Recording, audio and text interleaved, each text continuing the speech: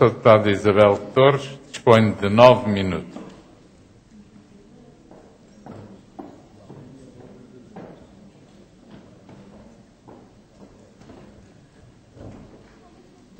Muito obrigada, Sr. Presidente, senhoras e senhores deputados. Os sucessivos governos regionais sempre subestimaram a ciência e a investigação e a prova evidente deste facto é que nunca foi criado nos diferentes governos um organismo governamental para o efeito. O CDS defende que a investigação, o desenvolvimento tecnológico e a inovação podem e têm que ser colocados na agenda política. Contudo, deve levar a um conjunto de concretizações a nível de projetos que criem realmente uma mais-valia e que estabeleçam a ligação entre a investigação científica e o tecido empresarial. Contudo, o CDS não se revê nesta iniciativa legislativa que o Governo Regional apresenta. É uma proposta de decreto legislativo regional baseada numa lei socialista, no decreto-lei 125/99 do tempo do engenheiro Guterres, tem 14 anos, é complexa, preconiza uma estrutura extremamente pesada e é desadequada à realidade regional. O CDS considera que esta proposta peca essencialmente por ser irrealista, demasiadamente ambiciosa e de difícil concretização, complexa do ponto de vista organizacional, excessiva centralização na Agência de Desenvolvimento e no Governo Regional e ainda tem dúvidas quanto ao financiamento, à ausência de parceiros das várias entidades e nas disposições transitórias. É irrealista porque, se nós atendermos à realidade regional, no que toca ao panorama de investigação e desenvolvimento tecnológico, existem na RAM cerca de 300 pessoas que estão afetas à atividade de investigação e desenvolvimento tecnológico, sendo que só cerca de 120 são doutorados, estando a sua grande maioria sediados na Universidade da Madeira. É na Universidade da Madeira que se faz predominantemente a investigação fundamental e a investigação aplicada e algum desenvolvimento tecnológico. Nos laboratórios regionais, a investigação é, em alguns casos, pontual, confinada, na maior parte dos casos, a projetos individuais de mestrado ou de doutoramento. Existem cerca de 25 unidades de investigação e desenvolvimento na região, algumas das quais, em nosso entender, mal classificadas e classificadas como centros de investigação e que não o são, sendo que 4 destas são financiadas pela Fundação para a Ciência e Tecnologia através de fundos nacionais e de fundos europeus. O número de doutorados na RAM por 100 mil habitantes é de 0,0. Dos Açores é 0,12 e no continente é 0,49.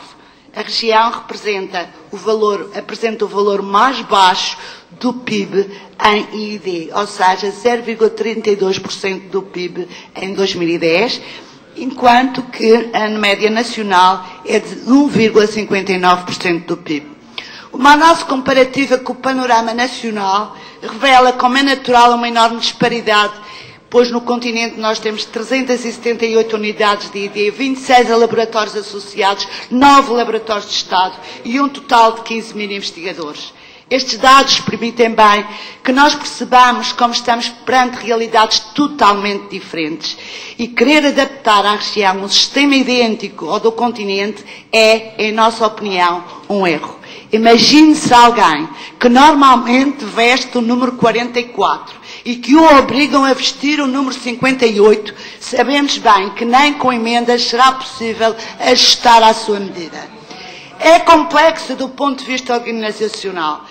O que é que acontece? Temos um conjunto de classificações de entidades e de unidades que é uma grande confusão. Vejamos só, unidades regionais de ID, outras instituições públicas de ID, instituições privadas de ID, as instituições de ensino superior com sede na RAM e ainda prevê que as unidades de investigação e desenvolvimento, que são as tais unidades de ID, possam associar-se constituindo laboratórios associados e consórcios privados. E no artigo 18º prevê que as outras instituições públicas de investigação e desenvolvimento e as instituições privadas de ID se classifiquem de acordo com uma outra classificação.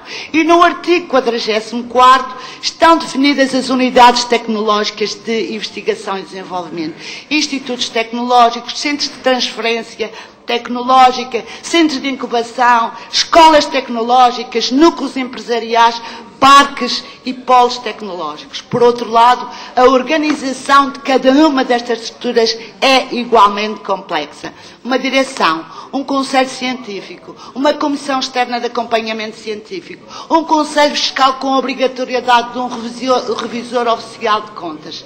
Mas que complexidade! A excessiva centralização da Agência de Desenvolvimento e o do Governo Regional retrata uma visão centralista e paternalista da investigação científica.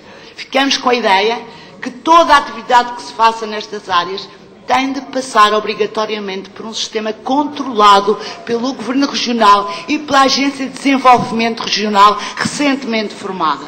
Por outro lado, não esclarece os poderes da agência, não esclarece a sua orgânica, o que parece remeter para um outro diploma e, nomeadamente, nós não sabemos a sua natureza, quem escolhe os seus dirigentes, perante quem responde, que responsabilidade, entre outras coisas que nós desconhecemos. Quanto ao financiamento, sabemos que o próximo quadro comunitário 2014-2020 é essencialmente direcionado para o crescimento inteligente e sustentado. Contudo, sabemos igualmente que a Madeira está sobre um plano de ajustamento financeiro e que perdeu a sua autonomia financeira. E, neste caso, receamos que no futuro quadro não reúna as condições e não tenha a disponibilidade suficiente para executar alguns dos projetos por falta de liquidez para os adiantamentos e por falta de verbas para as respectivas comparticipações que poderão variar entre 5% a 20%. Admite ainda que possam ser concedidos apoios para além dos procedimentos concursais através de iniciativas específicas, podendo significar a maior arbitrariedade possível, o que viola as normas da gestão pública. Ausência de parecer das várias entidades envolvidas. É para o CDS inaceitável que várias das entidades de natureza diversa que aqui se encontram não tenham emitido os seus pareceres sobre este diploma.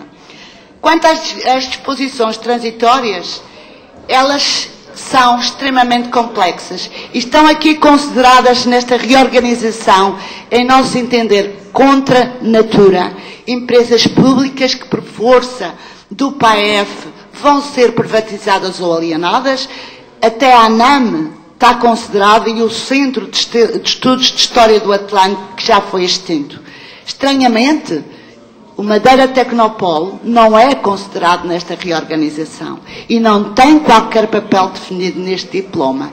E a Universidade da Madeira passa completamente ao lado. Ora, uma universidade é o centro da ação científica e um polo dinamizador. O CDS concorda com o princípio, ou seja, um sistema que vise efetivamente uma melhor articulação e orientação estratégica dos recursos atuais, uma reorganização dos organismos com responsabilidades neste domínio e uma menor dispersão de recursos humanos e físicos, com o objetivo primeiro de criar mais massa crítica. Contudo, pelos factos atrás referidos, mantém as maiores reservas sobre o modelo apresentado através deste projeto legislativo, expressando as suas maiores dúvidas sobre a sua concretização, atendendo sobretudo à complexidade da sua estrutura e ao facto das várias entidades, e são muitas aqui envolvidas, não terem-se dúvidas sobre este diploma. As mudanças, no entender do CDS, concretizam-se se pudermos contar com os vários intervenientes. Termino já, Sr. Presidente. As mudanças concretizam-se se pudermos contar com os vários intervenientes, com as suas experiências e com a sua envolvência. Caso contrário, de um modo geral, estão votadas ao insucesso. É, no entender do CDS, um enorme erro ter sido feito este diploma apenas à medida de quem foi convidado para gerir esta área. Muito obrigada.